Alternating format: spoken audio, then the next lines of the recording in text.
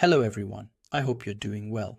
So today in this video we are going to work on a complete application using the data button tool. By simply creating an account, I can easily generate and create this application.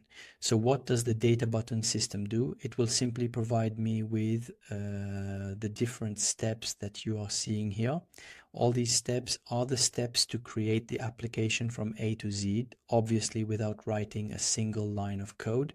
That is to say, all communication with this artificial intelligence will be here at the bottom in this small space where I can write my request or prompt, and the system will simply execute the task. As you can see here, it was able to understand my need.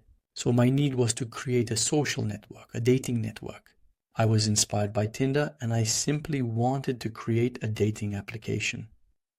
And this, of course, was thanks to a specification document.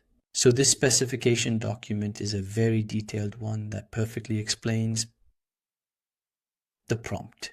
I copied that specification document, created a free account on Data Button, pasted it, and immediately I had this interface that allows me to execute all the programming simply by pressing a small button like this, play, and each time it will be able to create the home page, automatically create the database, create the user screen, handle everything related to the algorithm, and also add artificial intelligence here to improve the matching algorithm and even to handle electronic payments.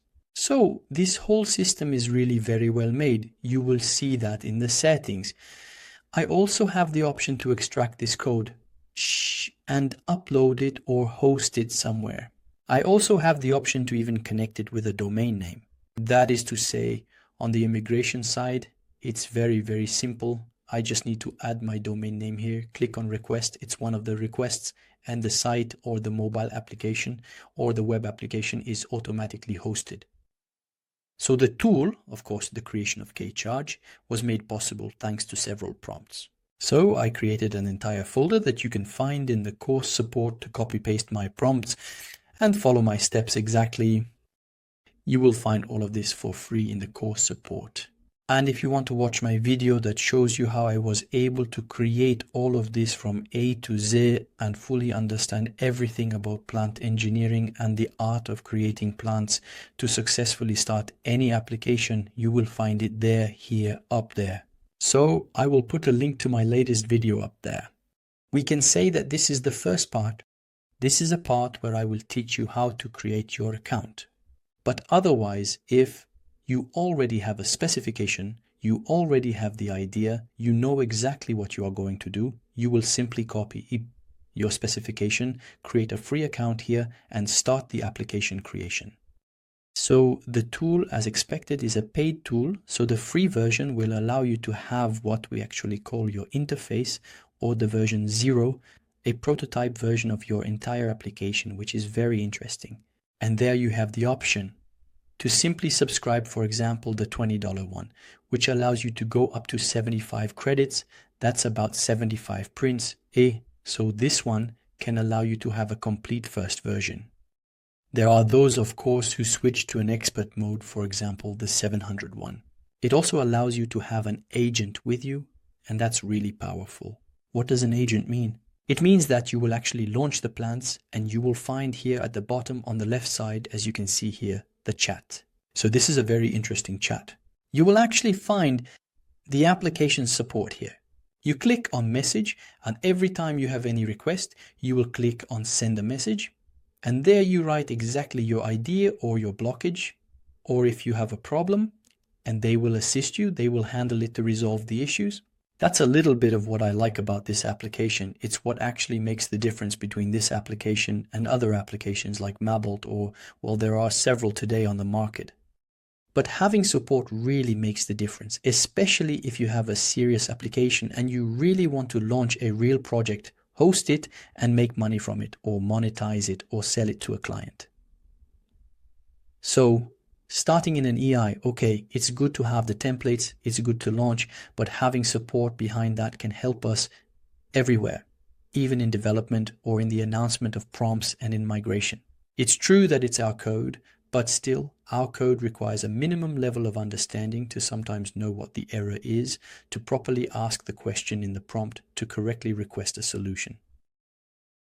The exact error, because artificial intelligence sometimes has errors and it requires you to do a lot of testing to really detect them.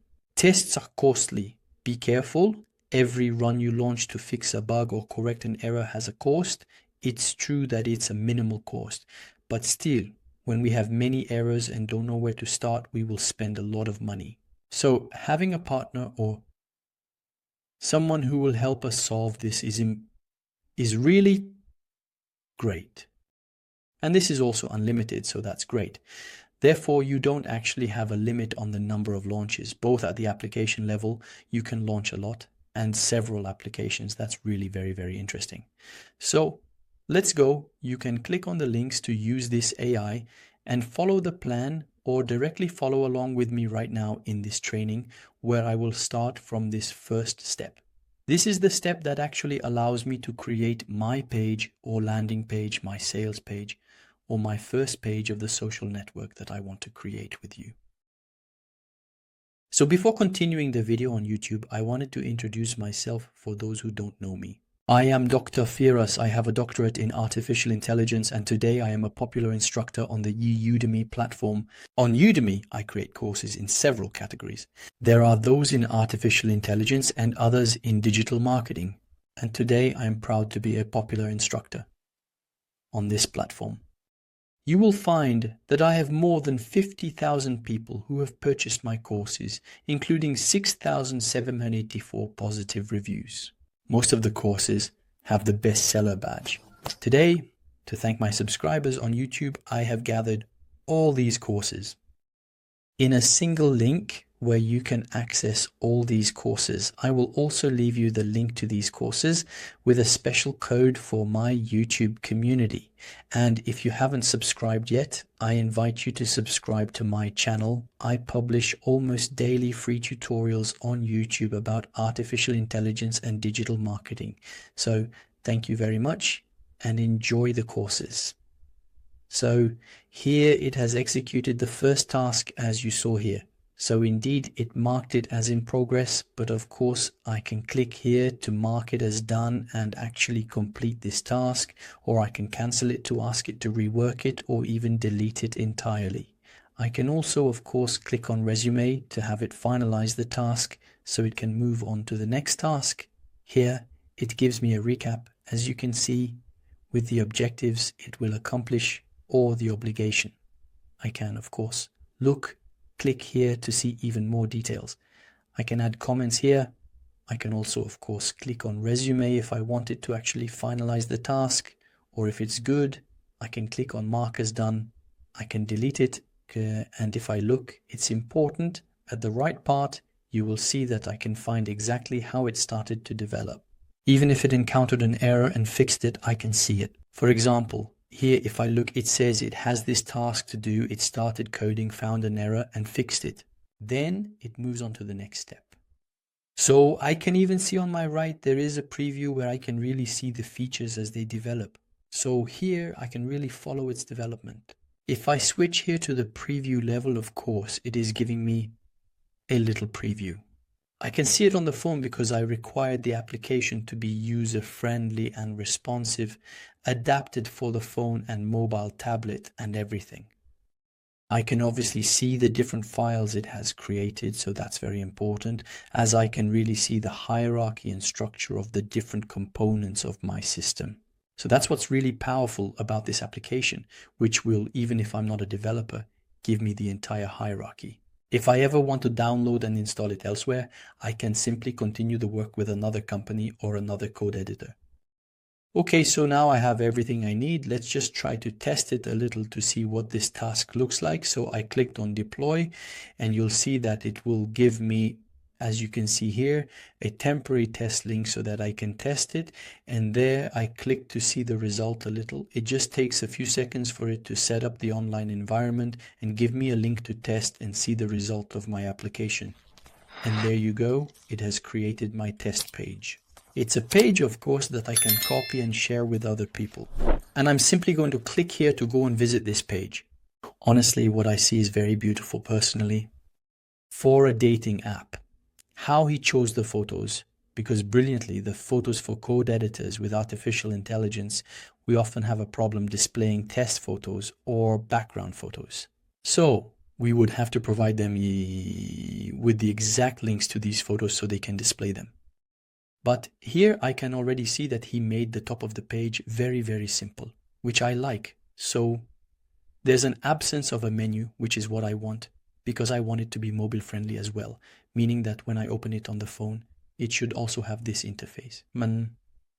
Very, very good. So here he even proposed a logo. I actually like the logo with the colors. And if I look closely, you can feel that the colors have a slight animation, which is very, very beautiful. If I look closely at the colors, it's as if there's an effect. The way the text is created, I find very, very good.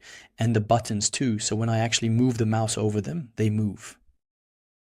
Additionally, he included why to choose SparkConnect, how to use it, which is very important. Creating the profile, making the match, connecting securely, and meeting people. That's very, very good. Oh, he also added this style and it's beautiful. In fact, he imagined it. He put photos. It's very good. And the footer I find is also very, very nice. Of course, we can improve it later and certainly work on the context and the text inside. Honestly, for this result, I find it very acceptable. I really like the quality of the result. So now I can move on to the next step. Therefore, I can obviously mark it as done to indicate it's completed.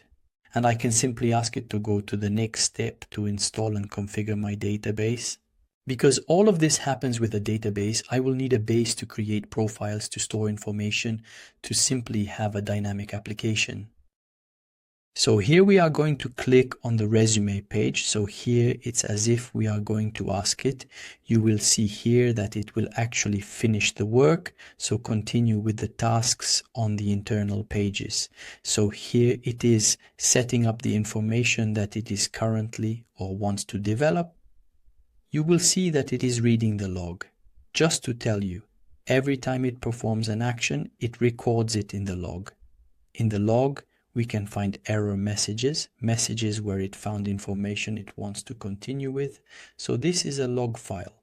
So we will leave it for a few moments to further refine our page, because if I click on finish, I automatically move to the database. If I click on resume, it will try to see what it hasn't done yet.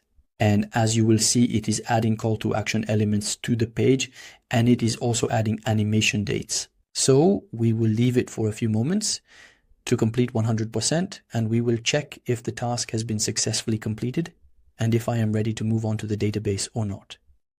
And there you go, it has finished, and you will see that it asked me if I want to mark this first task as completed. If I look at what it has done, I see here that it has pushed to the navigation. It added a menu to a bar up there to also give users the ability to navigate, and also it simply pushed the call to action to actually encourage people to sign up. So that's a bit of what it did. It made a small animation down here on a few buttons. So I see that it improved. It might have managed to actually enforce the addition of a menu. We will check it, and we will also see if it is mobile friendly or not, which is very important. And of course, we can mark it as okay, or even ask him to make some refinements and continue so he can keep working on the internal pages.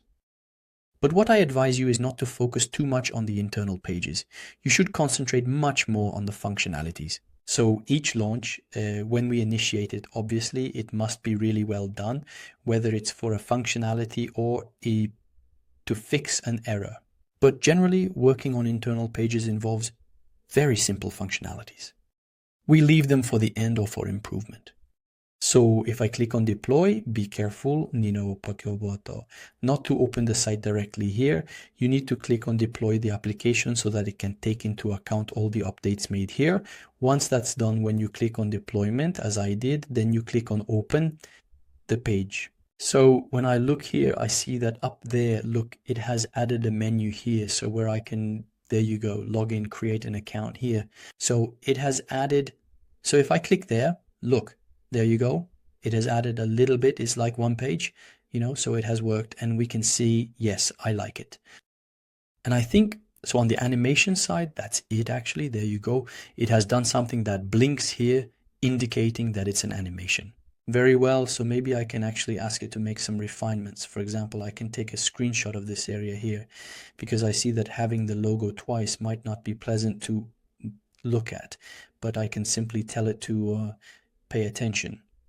In this part, I want you to remove the logo, for example, because I like everything else. It's just the logo that might need to be removed. This task of asking for that is doable, but for me, all the design refinement details should be left for the end. But still, I will show you how I actually tell it to correct that. This is a bit on the interface side in the machine, since it didn't create the menu from the start, and when it added it, it didn't actually redo the verification. So, to do it, I come here and take a screenshot. Look, this is a screenshot. Well, with Windows you can do it. I use Mac, and so with Mac I have the option to select my screen like this. So look, I select this, I come back here to my application, and then I will tell it to remove logo from this header. Okay, so look here, I've actually put the information. I add a screenshot here. Look, hop, I come, I select from my computer the location of the screenshot I just captured. Here's the screenshot. Hop, I take it and send it. So, as I mentioned, preferably here, try to copy as many remarks as possible on the home page so they can execute it, because it will count as if it were a print. So complete. But as an indication to show you how it works, I do it like this. So there, hop, I can add an annotation if I want on this logo to, for example, tell them, here is the part that interests me. That's very, very good. This, for example, can only be found with this tool today. See? And then I click down so it will understand. I can give it a little description here if I want. So once it's done, I save, so it's recorded. And then I simply launch my request. There you go. And so it will understand this request. It will simply start executing it. There you go. It understood. It will work a little bit maybe to remove this taste. And once it's finished, of course, once it gives me the green light, be careful. So once it gives the green light, that's when you can actually click on deploy to see the result again.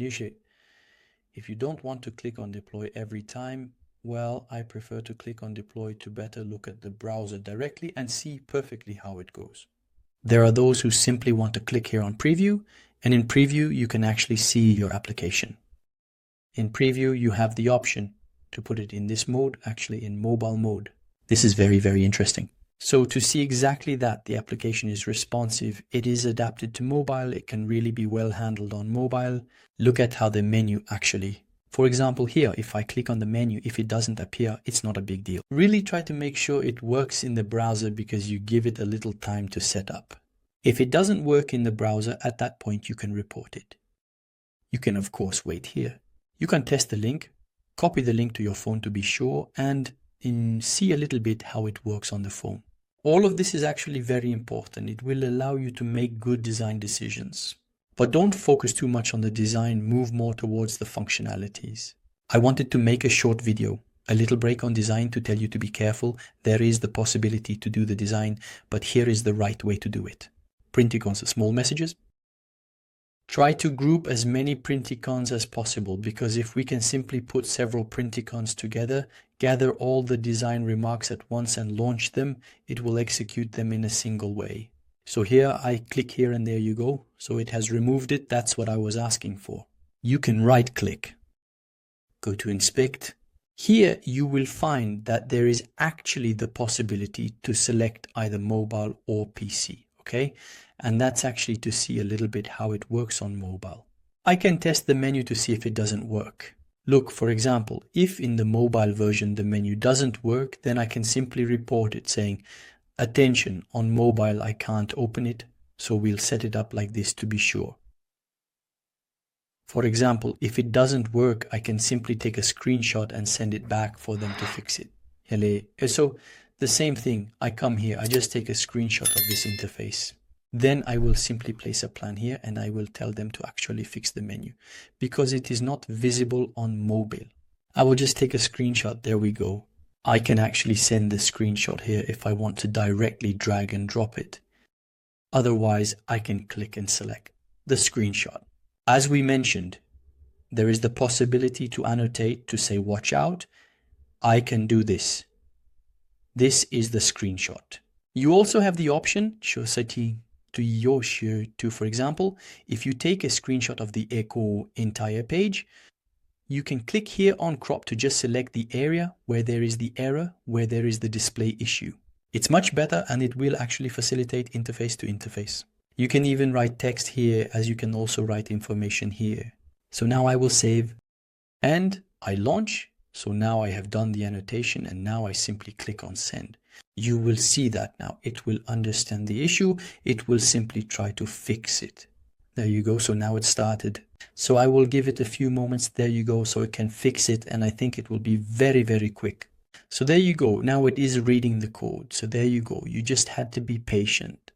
In any case, the speed is good. It doesn't take a lot of time, because if I compare it with other tools, code editors like the new one actually, from Hostinger Horizon. Hostinger Horizon is efficient, but it takes a lot of time to execute tasks. That's also a bit of the difference. And maybe we understand, considering that it is updating the files in the real environment, because we are not deploying. It's direct, actually. It's online. Okay, so there you go. It has actually fixed it, as we saw here. This is very important for me because it's a web application, but it opens on mobile. So that's also very important. So then we go here. Look, so when I clicked here, it was corrected, but it's not great, but I would like it to be. So click here to refresh. That's important. And click here. It's always the same thing. I will also test directly on mobile to be sure. So of course I deployed the application. That's very important. And here is my phone, actually. This is my phone. Look. So here I am on the application. As you can see, I am navigating. So I simply projected the phone. Here it is. So it's on my screen. So I am actually seeing how the application will open. I actually like the menu, how it is up there. It follows, but when I click on the menu, look, somewhere there you go. When the page doesn't move, here it's fine, but there actually it's not fine. There's a little issue with this menu. So what I'm going to do is simple. So I'm going to take a screenshot. So it's the same thing. So here, maybe we'll remove that. If I come back here, hop, so I have this bug. So I take a screenshot like this. I have a screenshot like this, and I'm simply going to, of course, put the photo of this screenshot there. So we'll add it directly. There we go. And we'll take this new one, and here we'll put a prompt to indicate that it is indeed the menu. It's very good to specify in a prompt. And there we go. So here I'm actually going to put the information. I tell it that I want you to fix this because when I click, the background is actually transparent. So it needs to be fixed. It needs to be adjusted. So I simply send my request. And there you go. So now it will try to process it. So this is just a small demonstration to explain how I interact with programming errors or bugs. It's as if I have a developer. That's exactly it. You have a developer. He did the work. He fixed your tests. You tell him to be careful, repeat this, change that, remove this. And maybe the difference with a real developer is that it will take him some time to fix that error. A senior developer, still, it will take him some time. It's not as fast as AI. He has to come back, verify, check. It also depends on the connection. Sometimes this kind of bug is a small bug, but imagine you have about 20 bugs like that. You will put them in a report, send it to the developer, and it will take time. Instead of focusing on features, he will waste a lot of time fixing numerous errors here and there. So then, I don't know if he fixed it or not. Yes, that's nice. Look, that was fixed. I think it's very good. There you go. Already here he tells me if I want to make more improvements on the mobile side experience. But for now, let's refresh here and try to see what it looks like. It's very beautiful. I will also check it with the phone to be sure. So now I'm deploying so I can see the online version as well. So now if I'm on the phone, I refresh my page here and there you go. It works very, very well. So that's very beautiful. Be careful. When using the phone, you should open a private browsing session to avoid saving all cookies, because sometimes you might have changed and updated correctly, but it doesn't work on the phone. So you really need to, as you can see here, look, I'm using private browsing to be sure. Every time I want to test on the phone, I open a private browsing session. And well, for me, it's sorted. So there you go. We simply have everything we need. There you go. So as a result, you always have the option here. So we're going to close this. You always have the option here to actually ask it to improve further. That's what it's asking you here. So if I look, it asks me, there you go. It tells me if you want to improve further, either I do it or simply let's go. We can finish this task by clicking here on down, or you can click here, or you can click here to move to the next step. So I'm going to finish. Very well. So it's done. So now the task. So wait, there you go. The task actually switches from a progress mode to a down mode. So it's finished, as you can see here. So I can, of course, at any time come back to see all the information that has been done here. And now I'm actually ready to launch the second task, which is also the most important task, I think, because all this happens with the database. If we install it correctly, you'll see we can secure the model, we can really implement it well. And I always advise you to set up your database from the start, because there are some people who develop, and at the end they think about installing the database, but that can cause problems and technical bugs, because the system will do everything in JavaScript mode on file mode.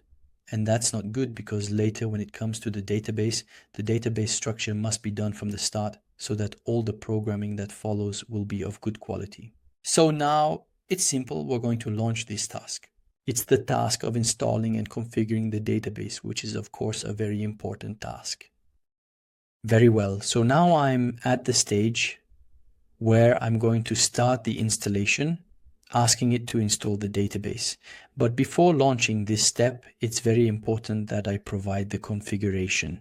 To give it my database configuration, you'll see here that you can add your database. When I click, it will ask me to copy paste a code from my database here. So here we will erase it, and we need to copy paste our database code. And I chose the Firebase database, which is a Google database, a free database. It has a free version where I can simply launch my application. And to do this, I will show you step by step how to access and create our database. So I will simply click on this link, easy. You can, of course, type Firebase console on Google, and it will directly give you the link. When I click here, it will take me to this page. First, make sure you are logged in with your own Gmail account, the account in question where you will create the database. And here I can simply click to add a new project. So here we will call the project data. Data, for example, here simply Tinder. There you go. It's just for testing. I can, of course, participate in the developer program if you ever want to join this program. I click on continue. Here I can choose to enable or not my database and my connection with Google Analytics. Well, I'm not interested in that to start with, but if you ever have a Google Analytics account that you want to connect with your database to track all the user information, it's possible to do so. I click on create a project. So here what's going to happen is that it will create a project for me where I can install one or more databases, where I can install one or more applications, because a single project here can contain multiple applications at the same time. So then in a few seconds, you'll see that it will finish and it will display a message here to tell me that it's okay. So we wait a few seconds. It's done. I enter my database. So follow these steps carefully, everything I'm showing you. You will also find in the official data button documentation. So it will give you all the steps to follow in case you want to see those steps directly from the official documentation. I will leave that for you in the course materials. So for me, I enter here. The first thing to do, you will see it will ask me to choose whether I am programming an iOS application, an Android application, or a web application, because I can choose one of these three. So in our case, we chose it to be an application, web. So I click here on web. There, it asks me to give a name to this application. As we said, a project can contain multiple applications, just one project. I can put a web application, a mobile application, an Android application, another web application. In any case, I can put several there. I will just use the same name. So the state, Tinder, it's just, there you go, to test, and I click on save. Of course, there is the possibility here to work, also the hosting of the database, but we won't need it for now. So I won't do the hosting. I click on save, and there it will create my database. I will show you directly how I retrieve the codes. Look here. It just displayed a code. This is the code that interests me. So I copy that. You see, I can copy that. I do a copy. If I come back here, look. So there, normally it has the old information. I erase this old information. I place my new information. So these are my database information. All right? So this BigQuery is the first step. We are not done yet, so I go back to my database. So there, it's done. I click on Access the console. So the application has just been added. So the project is there. The application has just been added. There you go. There is an application there.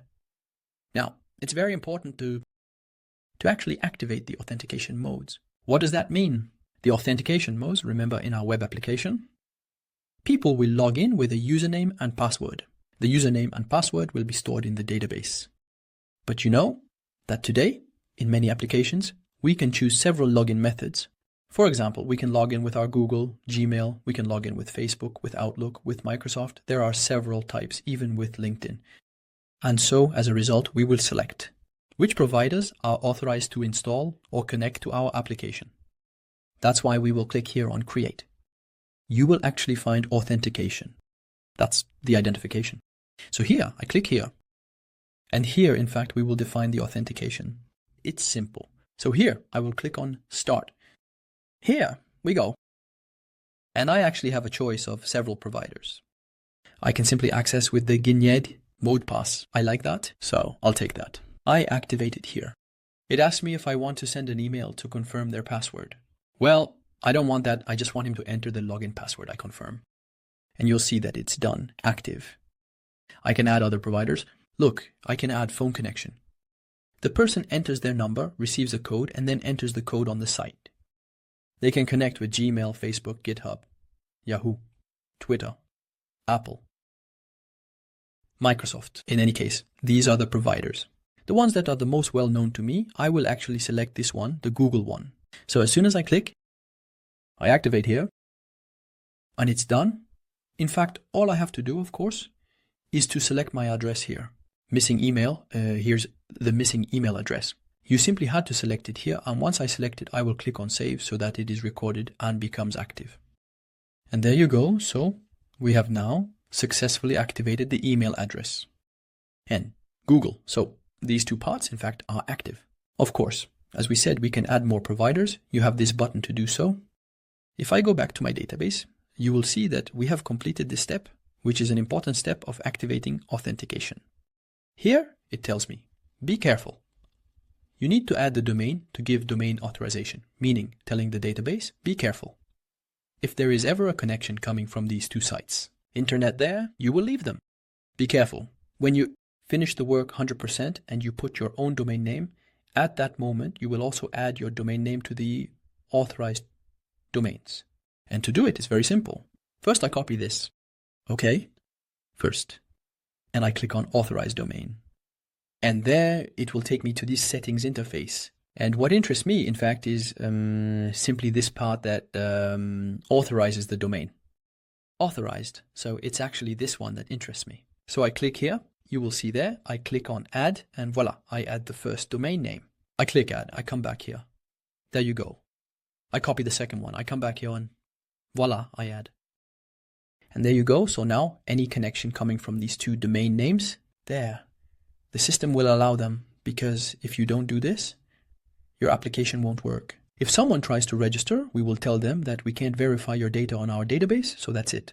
So we will have both of these pieces of information. So if I go back here to the settings, here, look, so the project settings, I will click here. If I scroll down a little bit, and there you go, I will actually find the codes. If you ever lost those codes, here's how you can easily retrieve them. So there you go, I have actually completed all the configuration.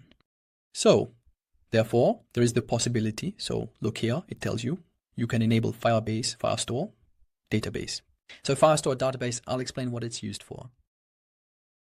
Here, we can simply request the storage of data and information directly on the Firebase database. And what type of data? Mainly images, photos, videos. And for that, if I come here to create, look there. This is the cloud, Firestore. So here I click on Create a Database. and I can give a name to my database. I can choose a location. So where I do the placement here that interests you, we repeat. Okay, so here we are going to click here for the location. Otherwise, we will leave the location actually as default, because I don't see why it's not providing the location. We are going to refresh the page. Okay.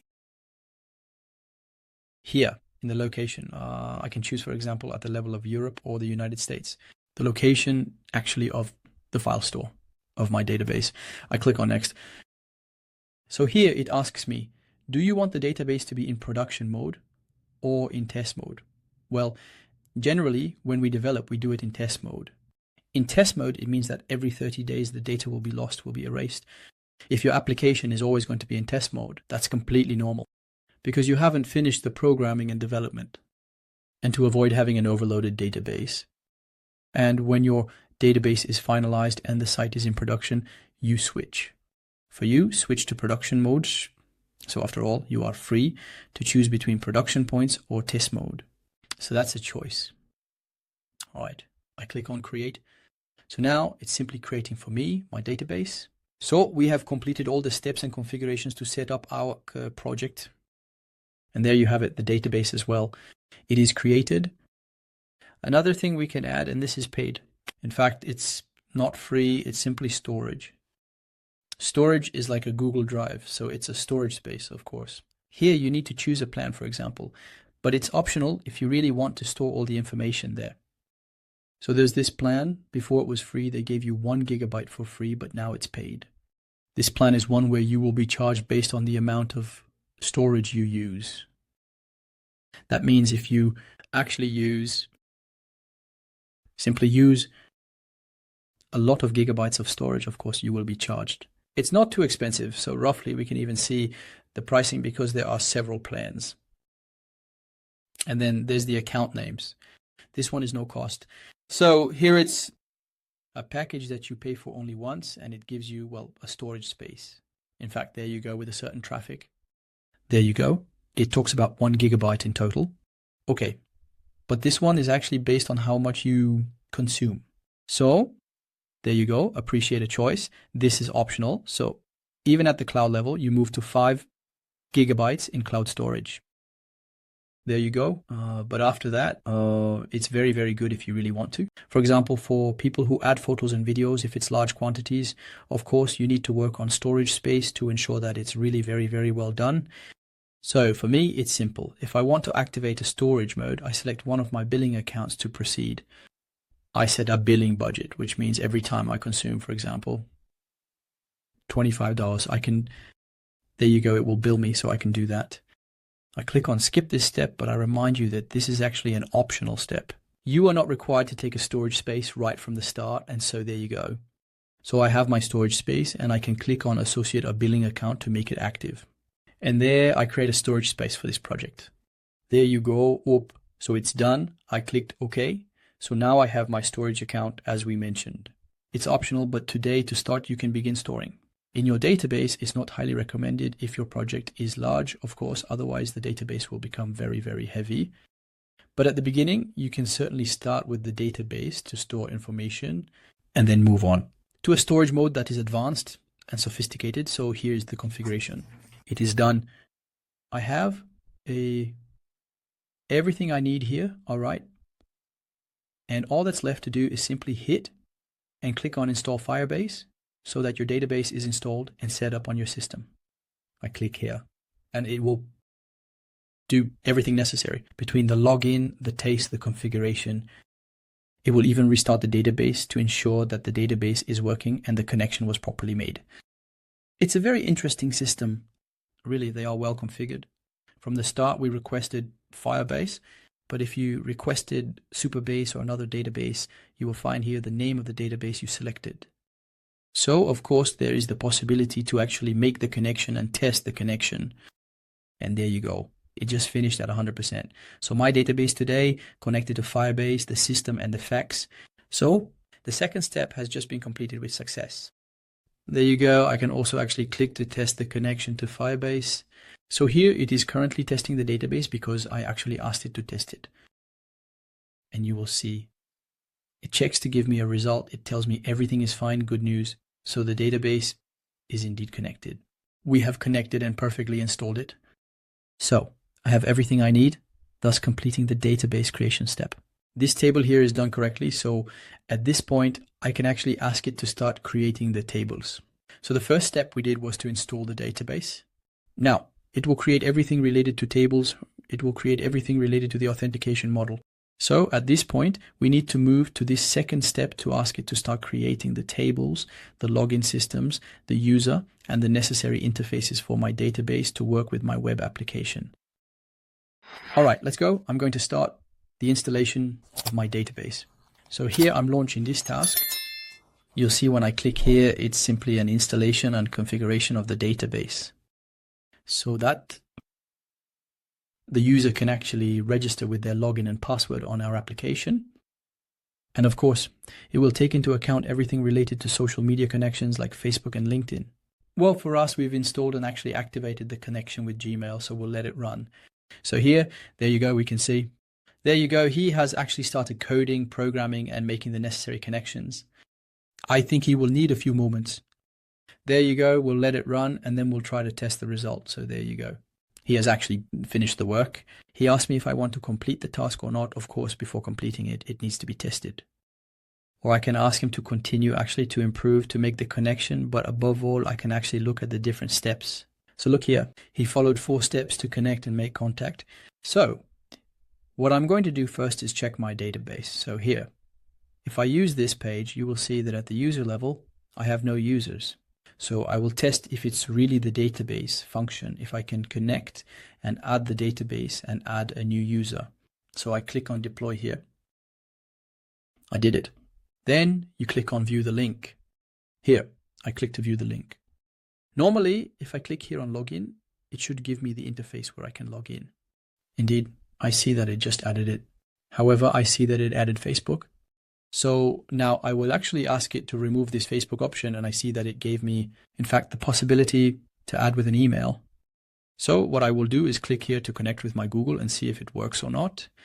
So I click there, it will actually offer me to select the account I want to work with. So for me, it's simple. I just need to select the account in question. And the CCM should simply redirect to the homepage to tell me that I am connected. So that's all for today. And there you go. Now I'm connected. I can, of course, log out. Here you can also create an account with an email address. So I click and it asks me to choose an email address. I will enter something like test. So this is just for testing. So we'll do it like this. Okay. I click next. It will normally suggest, there you go. So I provide the first and last name. This is actually important for the account. So there we will define between first and last name. So we'll add a little space, it's better. And now it suggests choosing a password. This is just for testing. We'll use the same login. And I click save. So now what will happen? It comes. So there you go. We can save it to create an account for me. Now I would like to check in the database and refresh to see if it has actually added 2 users. One with Gmail and another with a login and password. So I refresh this page and there you go. So I can clearly see that it has just created for me. In fact, two accounts. Here I have an account with the email address I tested and another with the Gmail address. As you can see here, the provider is Gmail. So the configuration and installation and database connection are working correctly. Therefore, I can move on to the next step to improve the section, home, machine interface. This is the part with the creation of user accounts. So there you go. I simply go to the IC to indicate that the operation was successfully completed. I have the configuration that works well, obviously everything related to profit improvement, connection of connections. And it's in this part here. So obviously this part I can still define and improve, because here, if I look, there are just basic information where it will say that it will collect information from bio photos, interests. And there you go, the basic information. But be careful, if we are going to create a social network, we will need much more detailed information. So for me, it would be more interesting to develop this part before sending the request to create the user section. But so far, we have managed to accomplish the two very important basics: the creation of the landing page, the connection with the database. Everything that remains afterward are the operational features of our application. So please tell me in the comments if you liked this part, the part about creating the landing page and the database. And if you're excited to create a third part where we will work on the basic features and the improvement of the algorithm, the use of AI and electronic payment, write to me in the comments. Part 3, to encourage me to create a whole detailed personalized section to improve our current application. I thank you very much. And there you have it. We've reached the end of the video. I hope you enjoyed the content. If you want to encourage me, feel free to subscribe to my YouTube channel so I can continue creating free videos on YouTube. And if you want to join my community, Udemy, if you want to have even more advanced, more detailed training with more examples and practical workshops, I have put on my website the 2-pack, the first one. It simply contains all my training in artificial intelligence, automation, and our codes.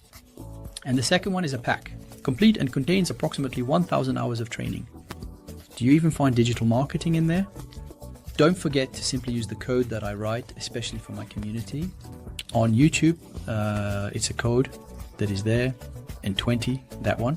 It will simply give you a 20% discount on these packages by those there. Note, it's a code that is only valid for my YouTube subscribers. I thank you very much and see you soon.